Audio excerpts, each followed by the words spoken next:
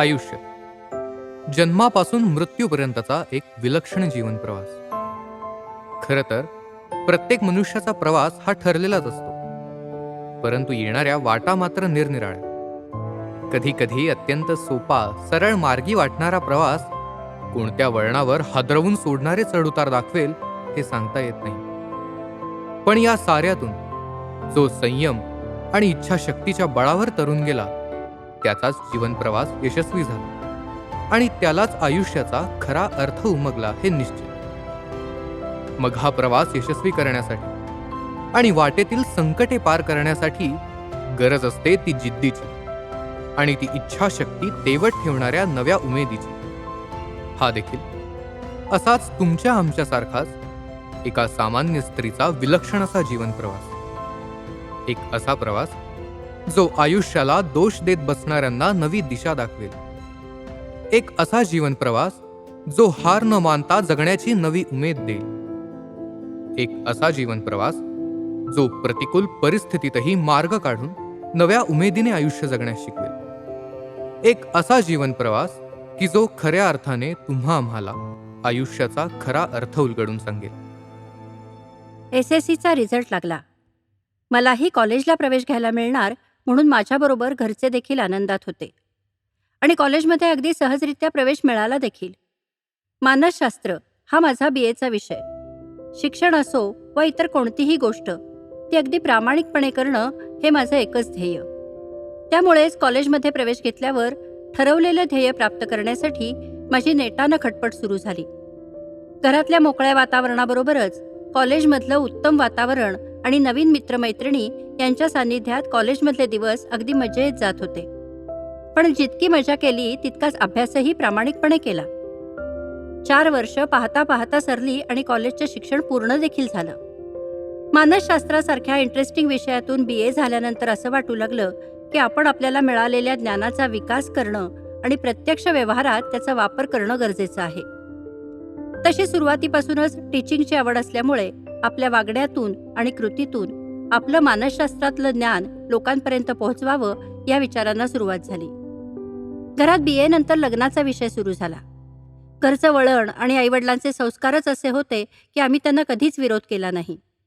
अगदी लहानपणापासूनच आम्हाला ॲडजस्टमेंटची सवय होती. पण नुकतंच सर्वात मोठ्या बहिणीचं लग्न झालं होतं. त्यामुळे मी वडिलांकडून पुढल्या शिक्षणासाठी परवानगी मिळवण्याचं ठरवलं. वडिलांना देखील शिक्षणाची आवड होतीच, पण पूर्वीच्या त्यांच्या गंभीर आर्थिक परिस्थितीमुळे आणि त्यांचे वडील लवकर गेल्याने त्यांना स्वतःला मनासारखं शिक्षण घेणं काही जमलं नव्हतं. त्यामुळे त्यांनी मला शिक्षणाला परवानगी दिली.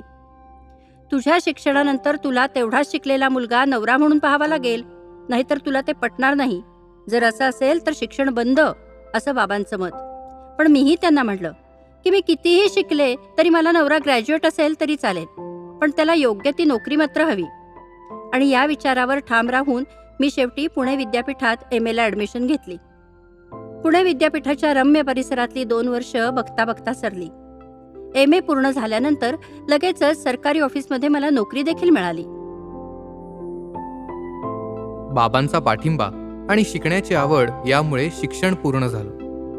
आता नोकरीलाही सुरुवात झाली. आयुष्यातले हे 2 महत्त्वाचे टप्पे तिने यशस्वीरित्या पार केले आणि सर्वसामान्यांप्रमाणे ह्या घरीही शिक्षण पूर्ण होताच लग्नाच्या विषयाचे वारे वाहायला सुरुवात झाली. या वैवाहिक जीवनाचे तिने आपल्या मनात रेखाटलेले चित्र पूर्ण होईल का? तिचा इथून पुढचाही जीवन प्रवास मनाजोगा घडेल का? आणि अशीच इतर सारी स्वप्नेही पूर्ण होतील का? अशा अनेक प्रश्नांची उत्तरे शोधता शोधता माझ्या आयुष्यातील एक महत्त्वाचा टप्पा म्हणजे माझं लग्न देखील ठरलं. माझ्या कोणत्याही अवास्तव अपेक्षा नसल्याने जोडीदारही मनासारखा मिळाला आणि 14 फेब्रुवारी 1982ला मी विवाहबद्ध झाले.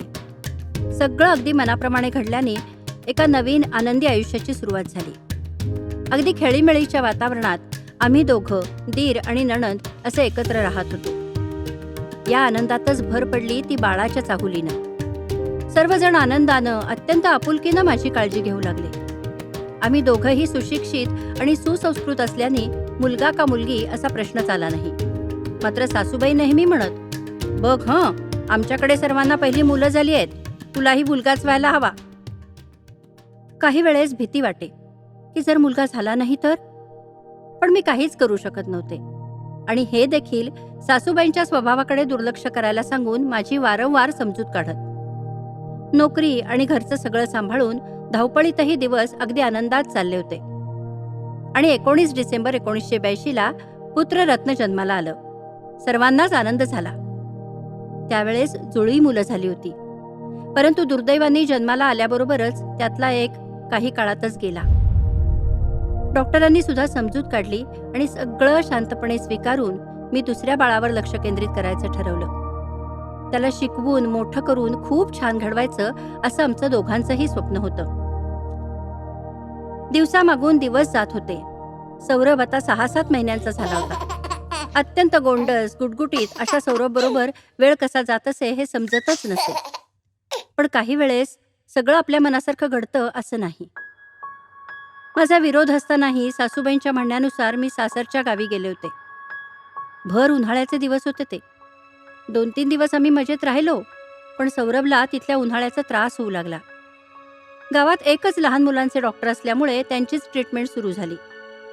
पण जणू नशीब आपल्या मनाप्रमाणे बदलत नाही याचीच प्रचिती आली. काहीतरी निमित्त झाल्यासारखं झालं आणि सौरभची प्रगती खुंटली.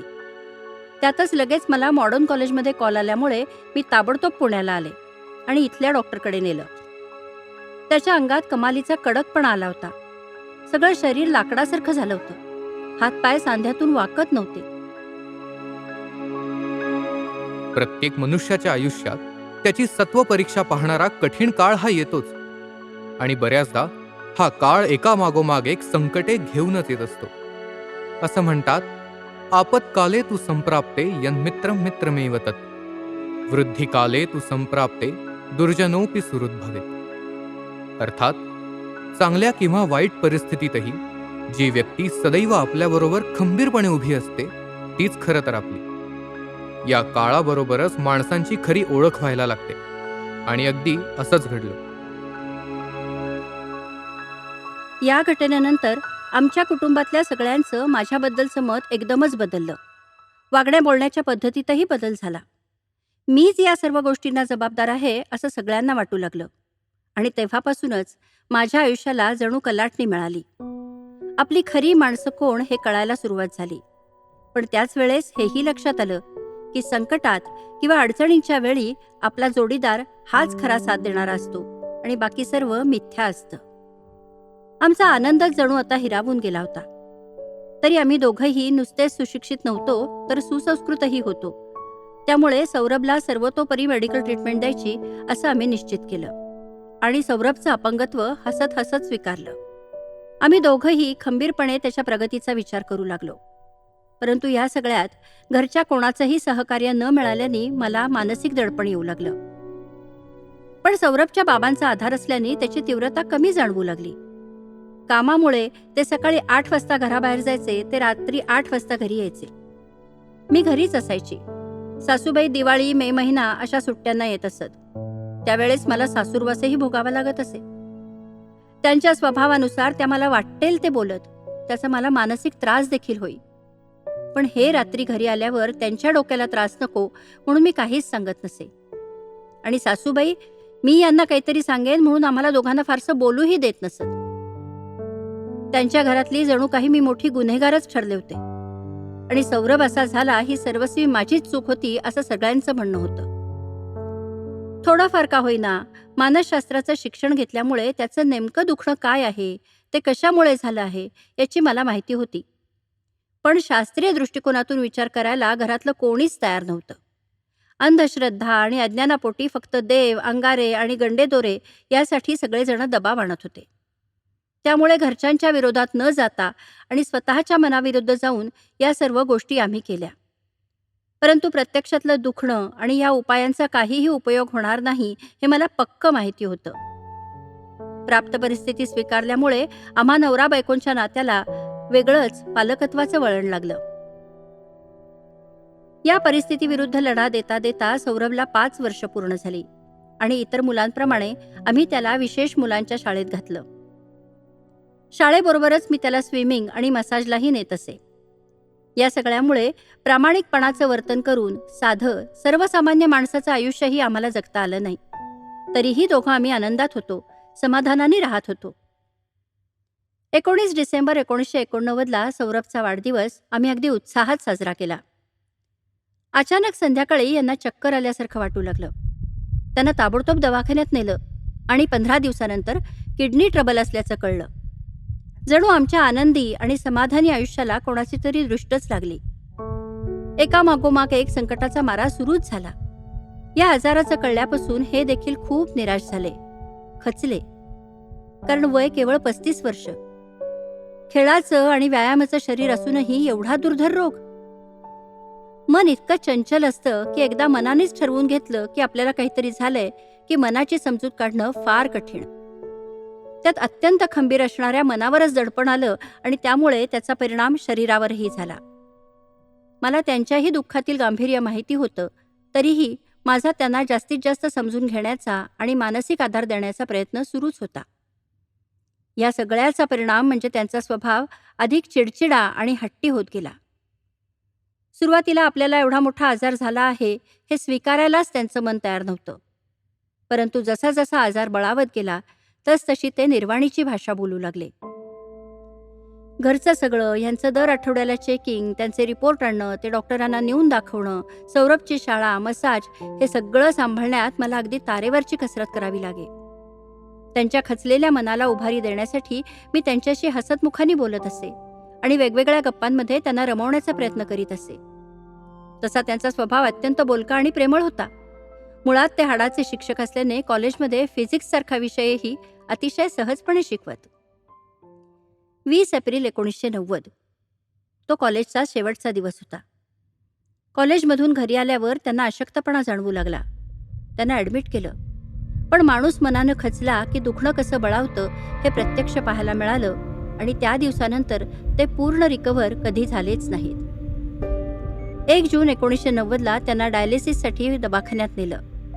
डायलिसिस झाल्यानंतर गप्पा मारताना ते अगदी पहिल्यासारखे मनमोकळेपणाने हसले. अचानक रात्री 12 वाजता त्यांना श्वास लागला आणि आमचा इथवरचा सहजीवनाचा प्रवास क्षणार्धात संपला. त्यांच्याबरोबरच्या सुखद आठवणी माझ्याबरोबर सोडून ते अनंतात विलीन झाले. स्वभावतः हौशी, अत्यंत आनंदी, दिलखुलास, निरागस आणि निरपेक्ष प्रेम करणारी व्यक्ती आता आपल्यासोबत नसेल याचं अतीव दुःख झालं. त्या दिवशी रात्रभर मी एकटीच त्यांच्याजवळ होते. असा कठीण प्रसंग उभा करून देवाला माझी सत्वपरीक्षाच पाहायची होती. जणू नियतीने क्रूर चेष्टा केली होती आमची. शेवटी मी स्वतःला सावरलं, त्यांचं अंत्यदर्शन घेतलं आणि मनाच्या ठाम निर्धारानं खंबीरपणे त्यांच्या पायावर डोकं ठेवून सौरभच्या संपूर्ण जबाबदारीची त्यांना हमी दिली आणि त्याच क्षणी ठरवलं, आता डोळ्यातून पाणी काढायचं नाही. आपण आपलं आणि सौरभचं आयुष्य व्यवस्थित जगलो तरच त्यांना समाधान मिळेल. याच एकमेव विश्वासाने जीवनाच्या अतिशय अवघड मार्गास सुरुवात केली.